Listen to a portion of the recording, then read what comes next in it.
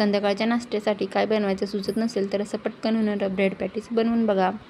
तर सगळ्यात आधी आपण कढईमध्ये तेल, जिरं, मोहरी, कढीपत्ता, हिरवी मिरची, आलं लसणाची पेस्ट टाकून परतून घेऊ. नंतर त्यामध्ये आपल्याला हळद, मीठ टाकायचे आणि पुन्हा एकदा मिक्स करून घ्यायचे. हिरवी मिरची परतून झाली की त्यामध्ये आपल्याला उकडलेले बटाटे हाताने कुस्करून टाकायचेत आणि ते व्यवस्थित मिक्स करून घ्यायचेत. मिक्स करून झाल्यानंतर त्यावरती हिरवीगार कोथिंबीर टाकायची आणि परत एकदा मिक्स करायचे आणि ते थंड होण्यासाठी ठेवून द्यायचे. नंतर एका पातेल्यामध्ये आपल्याला बेसन पीठ, हळद आणि मीठ टाकून मिक्स करून घ्यायचे. नंतर त्यामध्ये आपल्याला थोडं थोडं पाणी टाकून मिक्स करायचं आहे. बेसन पीठ आपल्याला जास्त पातळ पण नाही ठेवायचं आणि जास्त घट्ट पण नाही ठेवायचं. ते व्यवस्थित ब्रेडला कोट झालं पाहिजे अशा पद्धतीने ते आपल्याला ठेवायचं आहे. बेसन पीठ मिक्स करून झालं की त्यामध्ये आपल्याला शेवटी थोडासा सोडा टाकायचा आहे.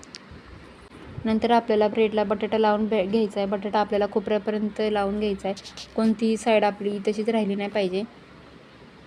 नंतर त्याला असे एकावर एक ब्रेड ठेवून त्याला 2 पीस करून घ्यायचे. तुम्ही तुमच्या आवडीच्या पीसमध्ये सुद्धा कट करू शकता. त्रिकोणीसुद्धा आणि चौकोनीसुद्धा तुम्ही पॅटीस बनवू शकता. नंतर तेल गरम झालं की तेलामध्ये आपल्याला पॅटीस सोडून घ्यायचे. आधी तेल चेक करायचं आणि मगच आपल्याला पॅटीस सोडायचे आणि दोन्ही बाजूने आपल्याला गोल्डन ब्राऊन रंगावरती येईपर्यंत पॅटीस डीप फ्राय करून घ्यायचे. नंतर मस्त गरमागरम मिरच्या तळून घ्यायच्या आणि सॉससोबत, चहासोबत हे पॅटीस खायचे. तयार झाले आपले गरमागरम पॅटीस. रेसिपी आवडल्यास लाईक करा. Thanks for watching.